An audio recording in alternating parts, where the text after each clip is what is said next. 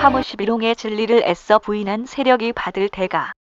우리는 일제강점기를 지나 6.25 전쟁이라는 동족 간의 비극을 경험해야 했고, 그로 인해 강사는 잿더미로 변했다.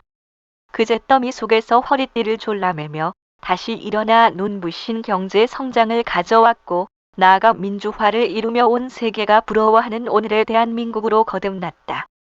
하지만 현실은 또다시 풍요 속 빈곤이라는 말처럼 우리의 생각과 정신은 허무하게 피폐해졌고, 우리의 가슴 속엔 황량한 바람만 불고 있다. 과거 이스라엘 역사 속에 언급된 여수론이 살 즈음에 하나님을 발로 찾도다라는 말씀 한 구절이 떠오르는 순간이다. 하나님의 은혜로 부흥했던 이스라엘 왕국은 솔로몬 왕 때 절정기를 맞았고, 그 풍요와 부흥은 역설적으로 이스라엘로 하여금 하나님을 멀리하고 나아가 배반하고 오히려 이방신을 섬기게 하는 원인이 되고야 말았다. 당시 하나님은 그들이 옳은 길 대신 곁길을 걸은 것에 대해 내 백성이 지식이 없어 망하는도다라는 답으로 대신했다. 오늘날 대한민국 백성들 역시 문해력이 떨어져서 말과 글을 도무지 이해하지 못하고, 그로 인해 무엇이 옳고 그른 것인지 또 무엇이 정이고 불의인지 분별력을 상실했다. 소경이 소경을 인도하니 둘이 다 구덩이에 빠진다는 경의 교훈이 이를 두고 한 말이 아니던가. 인도하는 소경은 거짓과 탐욕에 물들어 이미 소경이 됐고, 그 탐욕과 거짓으로 물든 백성들 역시 소경이 됐으니 지금 대한민국의 현실이 틀림없다. 그나마 다행인 것은 대한민국 청년이 살아있다는 것이다. 나라를 세우고 지키려 몸부림쳤던 7080세대, 70대와 80대의 생각과 정신을 이해하고 나아가 계승하고자 하는 긍정의 몸부림이 온 나라를 강타하고 있으니 말이다.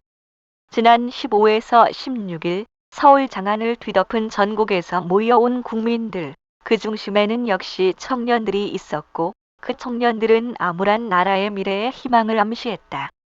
일제강점기에 청년 상록수들이 있었고, 자유당 시절 부정선거로 학생들이 일어난 4.19가 있었고, 1980년대 6.29 선언을 이끌어낸 학생, 청년, 시민들이 있었다.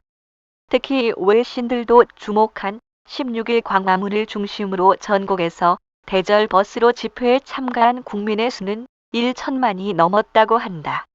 이 나라가 생기고 한 곳에 그리고 한꺼번에 이렇게 모인 사례는 없었다고 하니 그야말로 전무후무한 사건으로 기록됨직하다. 대통령과 현 정부와 위정자들은 애써 모른 척하고 외면하고 싶겠지만 실상은 충격과 함께 두려움이 스멀스멀 밀려왔을 게 틀림없었으리라. 그렇다면 왜 이들은 30도가 넘는 불볕더위 속에서 자신들의 생업을 뒤로하고 들불처럼 일어나야 했고 구호를 외쳐야만 했을까? 그것은 한마디로 무한한 구국과 애국의 일념에서 비롯된 것으로 봄이 마땅하다. 전직 대통령 내외에 대한 인간 사냥 내지 마녀 사냥, 여론 재판으로 망신주기, 나아가온 나라가 조사와 검열로 통치돼가는 독재적 분위기는 국민들의 분노와 민족 특유의 잠자고 있던 애국심의 DNA를 깨우기에 충분했을 것이다. 뿐만이 아니다. 현직 대통령의 이해할 수 없는 행사 즉 국민 임명식이다. 대통령은 국민이 투표로 선출하는 선출직 최고의 자리다. 투표로 당선된 자신에 대해 무엇이 부족하고 두려워 또다시 국민이 임명하는 절차를 가져야 했을까? 특히 8월 15일 그날은 대한민국 80주년 광복절이다. 대한민국 국가 통치자로서 대한민국이 지켜야 할 어쩌면 최고 내지 최대의 기념일을 어찌 자신을 위한 날로 폄훼하고 퇴색시키는 일의 장본인이 되기를 원했을까? 대통령 스스로 생각하기를 뭔가 대한민국 대통령으로서 부족하거나 자격에 흠집이 있음을 인정하고 있었기에 불가피하게 취한 조치가 아니었을까라는 의문을 스스로 유발한 셈이다. 또 있다. 조국 대표와 윤미향 전 의원 등에 대한 8.15 광복 특별 사면이다. 어떤 사정이 있었길래 이처럼 무모한 도박을 했을까 하는 의문을 갖지 않을 수 없는 조치다. 광복절하면 떠오르는 대상이 바로 위안부 할머니들이 아닐까. 그러함에도 윤미향 전 의원은 위안부 할머니들을 모욕하고 국민들을 농락한 죄명을 가진 인물임에도 그것도 광복절 사면에 포함시켰다는 어처구니 없는 이 현실에 국민들은 분통을 터뜨렸을 것이다. 또 자녀 입시 비리 등으로 학생과 부모들의 가슴을 찢어놓던 그 가족들을 버젓이 법의 심판에서 풀어줄 수 있었을까? 어찌 이것이 다일까?